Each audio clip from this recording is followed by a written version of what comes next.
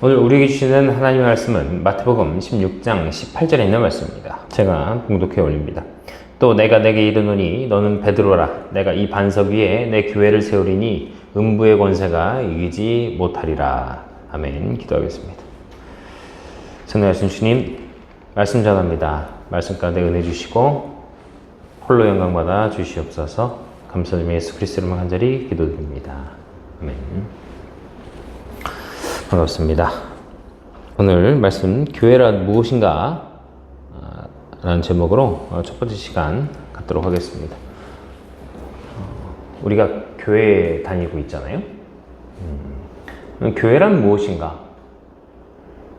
이걸 알아야 교회를 왜 다니고 교회에서 무엇을 하고 왜 교회라는 것이 존재하는가에 대해서 우리가 알아야 제대로 된 신앙생활을 할 수 있다고 생각을 합니다.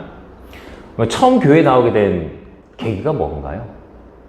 저 같은 경우는 모태신앙이었어요. 저희 아버지도 지금은 원로가 되셨지만 교회 장로님이셨고, 지금 돌아가셨지만 저희 어머니도 교회 권사님으로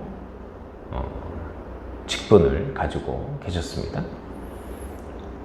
그러니까 저는 태어날 때부터 교회에 다닌 거예요. 뱃속에 있을 때부터. 그러니까 생성됐을 때부터 저는 교회에 다녔다. 왜냐면 저희 부모님께서 교회 청년부에서 만나서 또 결혼하셨기 때문에 제 인생에서는 교회와 뗄래야 뗄 수 없는 사람인 거죠. 그러니까 교회에 나오게 된 계기다라고 한다면 저는 계기가 없죠. 제 의지가 아니었기 때문에. 근데 이제 주님을 언제 만났느냐 할 때 저는 또 그 간증은 따로 있지만, 교회에 언제 나오게 됐느냐에 대해서는 저 같은 사람은 뭐 그런 계기가 없습니다. 아주 교회 떠나지 않은 계기가 없을 뿐이죠. 그래서 아직까지 신앙생활하고 있는 거고, 신학교를 받고 목사가 됐고 좀 더 말씀 전하는 일을 하고 있는 것이고요. 근데 어떤 사람은 다 저 같진 않을 거 아니에요? 교회 처음 나오게 된 계기가 뭐 친구 따라서 온다던가 그런 경우가 있겠죠. 제가 생각하면 전도사 때 중고등부 사역을 하면 친구 따라서 처음 교회 와가지고 이렇게 얘기해서 그때 고등학교 때 처음 나와서 지금도 신앙생활 잘하는 애들도 있어요. 그런 친구도 있고, 어떤 친구들은 그때 장로님 아들이었는데 지금 아예 교회를 떠난 친구들도 있어요. 그러니까 이 교회에 나온 계기가 다 다를 거라는 거예요. 다 달라요. 자기의 경험, 자기의 어떤 신앙, 이런 것들이 다 다를 거예요. 교회를 떠나는 사람도 다시 교회에 나오게 되면 교회에 나오게 되는 계기가 또 있겠죠. 그러면 신앙생활 잘 하다가도 또 교회를 떠나는 사람도 있을 것이고, 왜 교회에 대해서 지금 부정적인 생각을 갖고 있는 사람도 있겠죠. 다니면서도 뭐 목사님에 대한 비난하는 경우도 있을 것이고, 교회 내 구성원들 간의 다툼도 있고, 그런 것들이 있어요. 그러니까 왜 그런 일들이 일어나냐? 교회가 왜 문제들이 발생하느냐? 그냥 교회를 제대로 이해하지 못했기 때문에 그렇습니다. 교회 직분자로서의 삶, 교회 신앙생활, 교회에서의 삶, 그것이 어떤 건지 이해를 못하니까 그런 일들이 벌어지는 거예요. 저희 큰아버지 같은 경우도 교회 목사님이셨고 지금 돌아가셨는데 좀 이른 나이에 은퇴하시고 이른 나이에 좀 돌아가셨어요. 근데 저희 큰아버지 같은 경우는 이제 서울에 뭐 좀 오래된 역사를 갖고 있는 교회에 담임을 하고 계셨는데, 그 교회는 목회 10년 하면 담임 목사님을 갈아치우는 교회였어요. 근데 10년이 됐는데 이제 저희 큰아버지가 안 나가신다고 하셨는지 장로 3명이 교회 문을 걸어 잠그고 주일에 예배를 못 드리게 하고 목사도 못 들어오게 하고 성도를 못 들어오게 하고 예배를 못 드리게 문을 걸어 잠그고 있다는 거예요. 그리고서 밑에서 그냥 거기 교회 주면서 예배를 드리는 큰아버지한테 물을 끼얹었다는 거야. 나가라고. 야, 그런 거 보면 교회 주인이 누구라고 생각한다는 거예요. 그 사람들은 자기들이라고 생각하는 거겠죠. 그러니까 그런 일들이 왜 일어나는가? 오래전 얘기입니다. 오래전 얘기예요. 이미 그 장로님들도 돌아가셨대요. 안 좋게 돌아가셨더라고요. 얘기를 들어보면. 그리고 제가 아는 우리 선배 목사님도 교회에서 스트레스를 너무 받아가지고 성도들이 주는 스트레스로 인해서 아프시다가 돌아가셨어요. 그러니까 이런 일들이 일어나는 게 왜 그럴까? 교회라는 곳이 왜 스트레스를 주고 사람이 사람에게 비난을 하고 비방을 하고 못된 짓을 하게 만드는 곳이 되었는가? 왜? 교회를 이해하지 못하기 때문에 그런 거예요. 교회가 어떤 곳인지를 이해하지 못하고 교회의 소유권이 누구에게 있는지를 모르고 교회가 왜 생겼는지를 모르니까 교회를 통해서 자기 이득을 취하는 거죠. 교회 다니는 사람, 많은 사람들은요, 작은 교회 안 가려고 그래요. 네, 교회를 다니는 이유 중에 이 모임이라든지 또 교회 내에서 사업을 하기 위해서 교회 내에서 어떤 인맥이라든지 이런 것들 때문에 교회에 그냥 다니는 사람들이 많아요. 교회에 다닌다고 해서 다 구원받은 거 아닙니다. 그러니까 교회에 다니는 목적, 교회에 다니는 이유, 내가 교회에 다니는 어떤 신념, 가치관 이런 것들이 제대로 정립되지 않고 제대로 구성되지 않으면 아까 말씀드렸던 목사님도 마찬가지죠. 목사님도 잘하는 거 아니잖아요. 못하는 사람도 있고 자기가 예수인 것처럼 얘기하고 그런 일들이 벌어진다는 거예요. 그러니까 우리가 교회에 대해서 조금이라도 이해하는 시간을 우리가 좀 가져봤으면 좋겠다는 이야기입니다. 그렇지 않으면 아까 말씀드린 그런 일들이 일어난다는 거예요. 장로님들이 교회가 자기 거인 마냥 문을 걸어 잠그는 일, 목사님하고 대립해야 내가 명성 올라간다 이런 일들, 그런 일들이 일어난다는 거죠. 생각해보면 많아요. 제가 부목사 생활할 때도 담임 목사님하고 그 수석 장로님하고 싸워가지고 선임 장로라고 하죠. 선임 장로님이 어떻게든 내가 저 목사 내보낸다고 쫓아낸다고 작정을 하고 덤비시더라고. 그래서 쫓겨났습니다. 결국 저도 그 교회 나오게 됐고. 그러니까 그런 일들이 일어나는 거예요. 그런 일들이. 우리가 교회를 제대로 이해하는 시간이 됐으면 좋겠습니다. 그런 일들이 벌어지지 않으려면 교회에 대해서 제대로 알아야 된다. 그 말씀을 드릴 거예요. 우리 앞으로 몇 주 동안 좀 교회에 대해서 진심으로 좀 알아갔으면 좋겠어요. 교회가 무엇인지, 내가 왜 교회를 다니는지, 교회에서 무엇을 해야 되는지, 교회가 어떤 곳인지 한번 보도록 하겠습니다. 교회는요, 예수님이 세우신 유일한 신적 기관이다. 그렇게 얘기를 해요, 저는. 그러니까 하나님께서는요, 이 땅 위에 인간을 창조하셨죠. 그런데 나라를 만드신 적이 있나요, 하나님께서? 나라. 사람을 만드시고 그 민족을 그 공동체를 만드셔서 나라를 건설하신 것은 어찌 보면 이스라엘밖에 없습니다. 하나님께서 제국을 만드신다거나 하나님께서 뭐 권력자를 세우신다거나 그런 일들은 이스라엘 말고는 없어요. 성경에서 보면. 다른 나라는 다 각자 알아서 권력자가 생기고, 심지어 바벨탑을 쌓은 니무롯도 하나님께서 세우신 권력기관이 아닙니다. 니무롯 스스로가 힘이 강대해져가지고 하나님께 다 짜고 바벨탑을 쌓자. 오히려 그 권력자가 된다는 건 뭐예요? 하나님께 대항하는 존재가 되는 겁니다. 하나님께서는 인간은 공평하기를 원하셨다고 말씀드렸잖아요. 하나님께서는 공평하기를 원하셨다. 그래서 예수님께서 교회를 세우셨고, 예수님께서 하나님이시니까 그분께서 이 신약시대의 교회를 세우신 거죠. 구약시대는 이 역할을 누가 했을까요? 이스라엘이 했겠죠. 이스라엘이.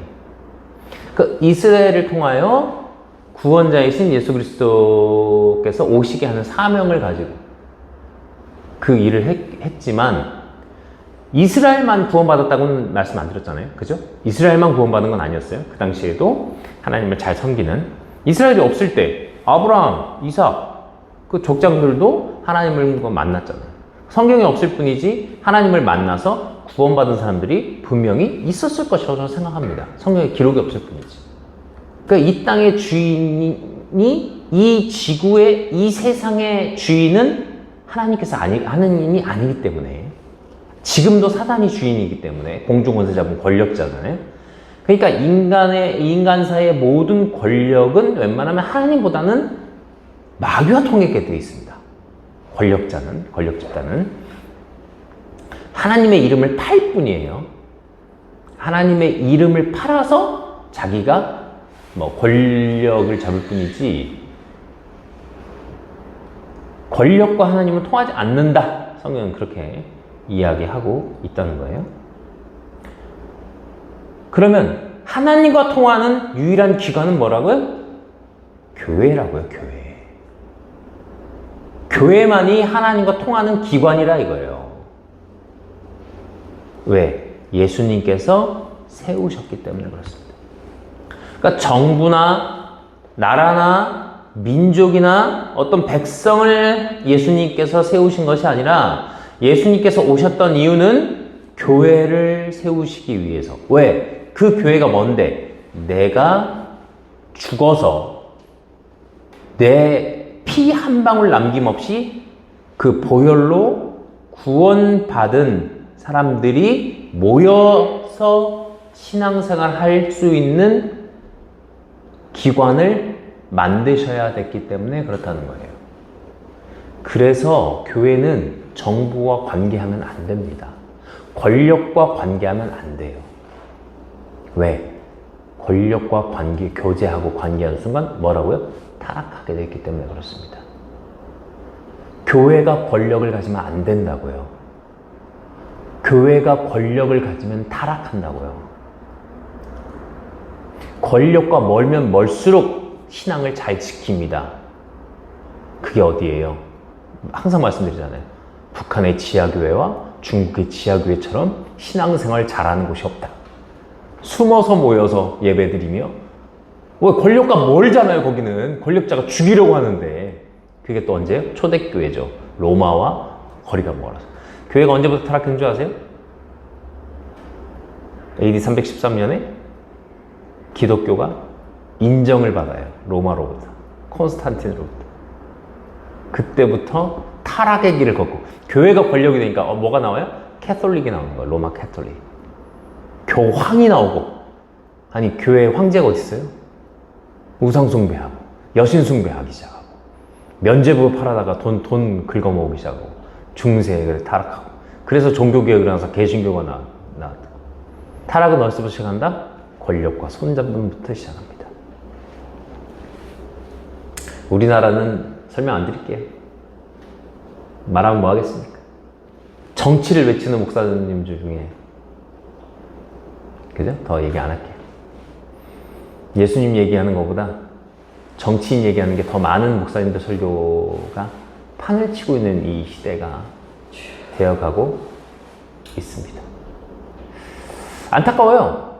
그걸 보고서 세상 사람들이 교회를 칭찬해요? 절대 안 해요. 절대 안 해요. 근데 고통받으면서도 북한 정부에게 핍박받으면서 죽을 거 알면서도 모여서 예배드리는 그들을 생각하면 어때요? 눈물이 나죠. 정말 저게 신앙이다 이런 생각 들잖아요. 그렇다고 우리가 핍박받으면서 예배드리고 싶진 않죠. 우리도. 하지만 우리는 신앙생활을 할 수 있게 해주신 주님께 감사하고 살아가는 것이지 신앙생활 잘하기 위해서 핍박받아야 된다 이 얘기는 아닙니다. 하지만 멀어지면 멀어질수록 신앙생활 잘하는 그것은 사실이다. 그 말씀을 드리는 거예요. 그럼 교회는 뭐냐? 교회는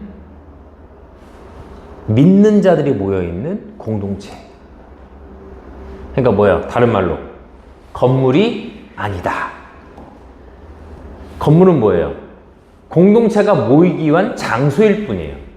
그러면은 믿는 자 2사람 이상 모여있는 곳, 한 명은 아니에요? 한 명은 공동체가 아니잖아요. 그건 개인이잖아요.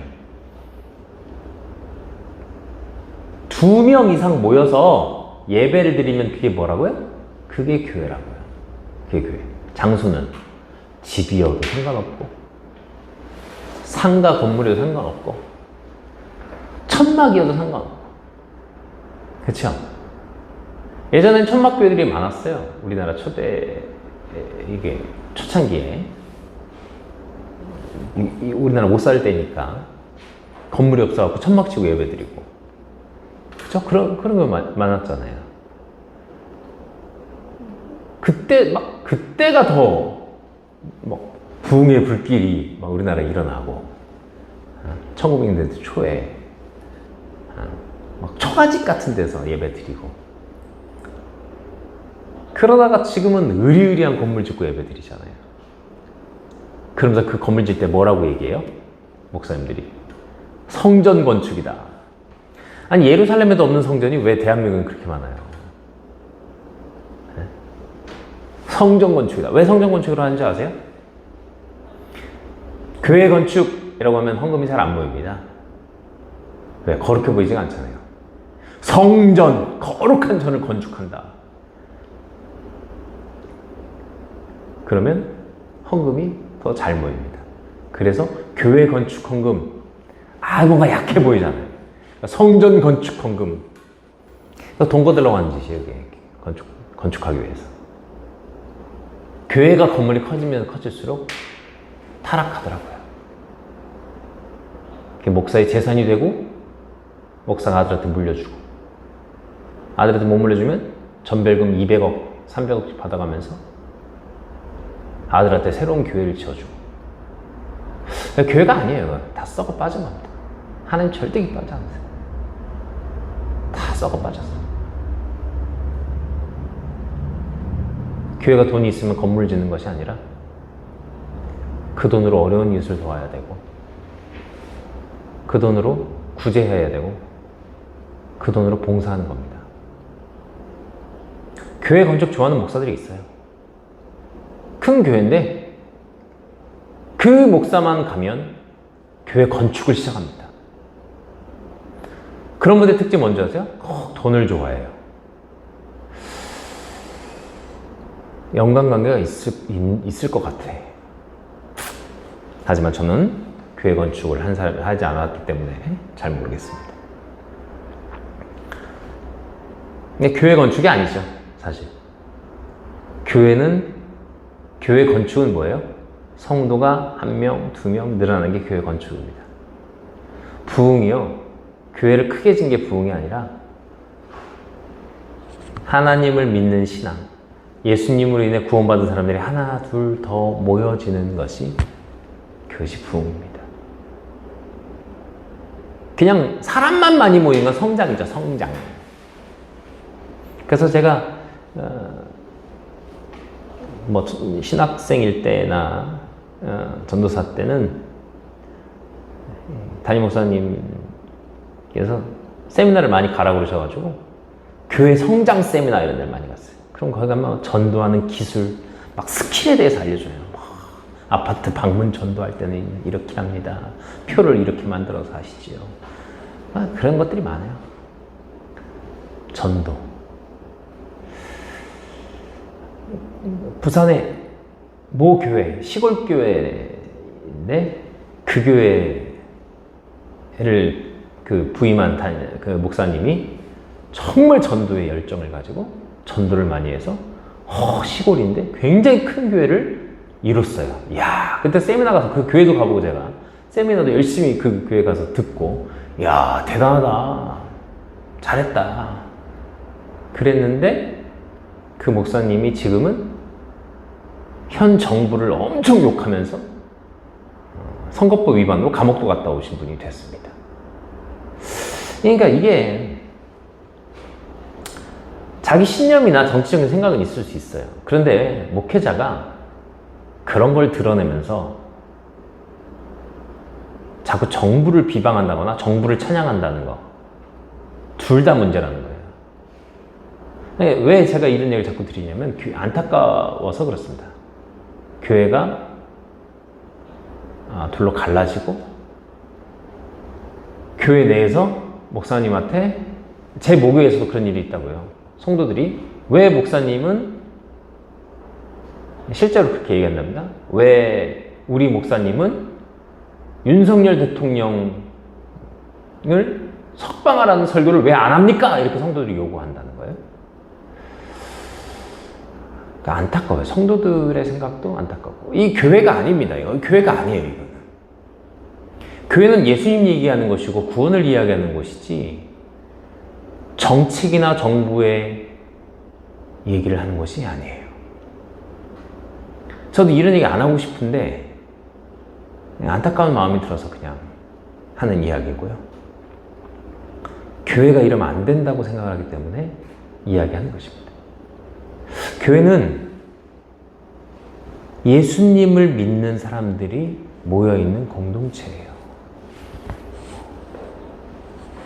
진심으로 교회가 나아가야 될 방향, 교회가 어떤 곳인지에 대한 생각, 교회를 통하여 하나님께서 하시고자 하는 일들이 무엇인지를 우리가 깨닫고 나아가야 된다는 겁니다. 하나님 이름 팔아서 장사하지 않아야 돼요. 하나님의 뜻이 무엇인지를 깨닫고 나아가기를 소망합니다. 우리가 앞으로 몇 주에 걸쳐서 교회에 대해서 계속 얘기할 텐데요. 진정한 교회가 무엇인지를 한번 생각해보는 시간 되었으면 좋겠습니다. 기도하겠습니다.